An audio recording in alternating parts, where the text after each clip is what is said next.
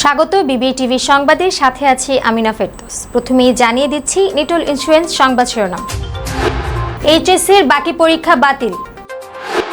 আওয়ামী লীগ নেতা হত্যায় 9 জনের ফাঁসি, 5 জনের যাবজ্জীবন।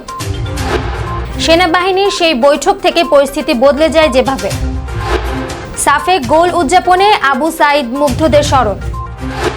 রেমিটেন্সের পালে হাওয়া। শর্ত ভেঙে ওরিয়নকে ঋণ পুনঃতফসিল সুবিধা।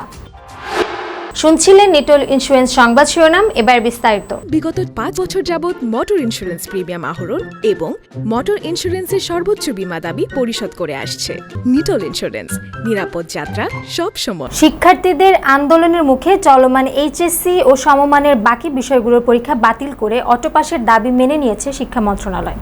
মঙ্গলবার বিকেলে শিক্ষা মন্ত্রণালয়ের সচিব ডক্টর আব্দুর রশিদ বিষয়টি নিশ্চিত করেছেন। অবশ্য এই বিষয়ে এখনো প্রজ্ঞাপন জারি করেনি মন্ত্রণালয়। এদিন পরীক্ষার বিষয়ে শিক্ষা মন্ত্রণালয়ের অন্তর্বর্তী সরকারের শিক্ষা উপদেষ্টা ওয়াহিউদ্দিন মাহমুদের সভাপতিত্বে এক বৈঠক অনুষ্ঠিত হয়। বৈঠকে সিদ্ধান্ত নেওয়া হয়, চলতি বছরের এইচএসসি ও সমমানের বাকি বিষয়গুলোর পরীক্ষা অর্ধেক প্রশ্নোত্তর অনুষ্ঠিত হবে। পুনরায় পরীক্ষা শুরুর তারিখ 11 সেপ্টেম্বর থেকে আরও 2 সপ্তাহ পেছাবে। তবে শিক্ষার্থীদের আন্দোলনের মুখে বাকি বিষয়গুলোর পরীক্ষা বাতিল করে অটোপাসের দাবি মেনে নিয়েছে শিক্ষা মন্ত্রণালয়।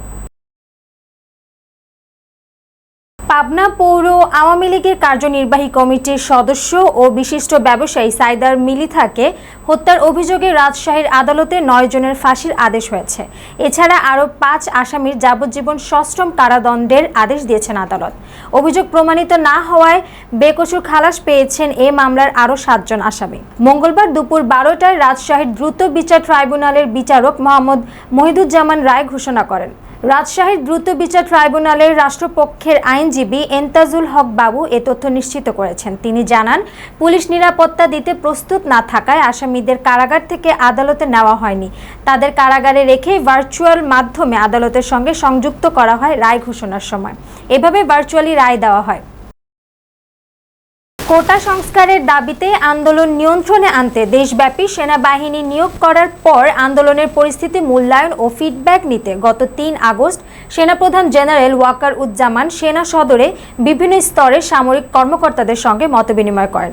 দেশের অন্যান্য ফরমেশনের কর্মকর্তারাও ভার্চুয়ালি ওই মতবিনিময় সভায় যুক্ত ছিলেন। মতবিনিময়কালে অনেকেই এই আন্দোলন দমনে যে কোনো নেতিবাচক ভূমিকা সেনাবাহিনীর জন্য বদনাম বয়ে আনবে বলে মত প্রকাশ করেন। সেনাপ্রধান সামরিক কর্মকর্তাদের মনোভাবের কথা উপলব্ধি করে সিদ্ধান্ত নেন, যে কোনো উস্কানিতেও সেনাবাহিনী আন্দোলনকারীদের উপর গুলি বর্ষণ করবে না।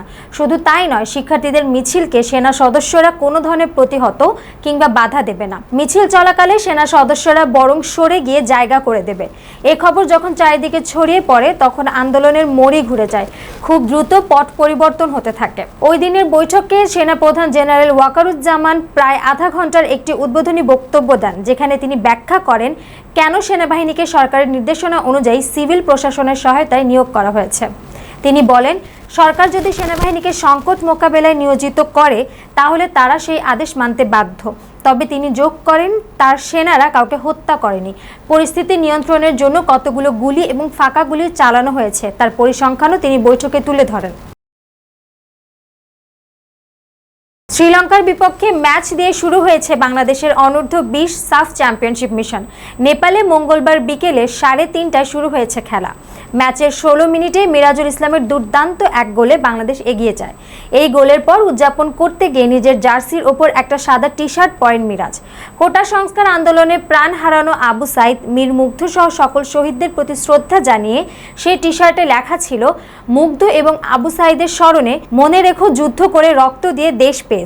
অনূর্ধ্ব 20 সাফে বাংলাদেশ দলে যে কিশোর বা সদ্য কৈশোরোত্তীর্ণরা খেলছেন তাদের সমবয়সীরাই কোটা সংস্কার আন্দোলন এবং পরবর্তীতে ছাত্র জনতার গণ অভ্যুত্থানের সবচেয়ে সক্রিয় ছিল। শেখ হাসিনা সরকারের পতনের সঙ্গে সঙ্গে রেমিটেন্স আসার পরিমাণ বেড়ে গেছে। চলতি মাস আগস্টের প্রথম দিকে রেমিটেন্স আসা থমকে গেলেও পরে তা বেড়েছে বহুগুণে। সোমবার বাংলাদেশ ব্যাংকের হালনাগাদ তথ্য বলছে, চলতি মাসের প্রথম 3 দিন পর্যন্ত দেশে রেমিটেন্স এসেছে $9,56,50,000 আর শুধু 4 থেকে 10ই আগস্ট পর্যন্ত এসেছে $38,71,20,000।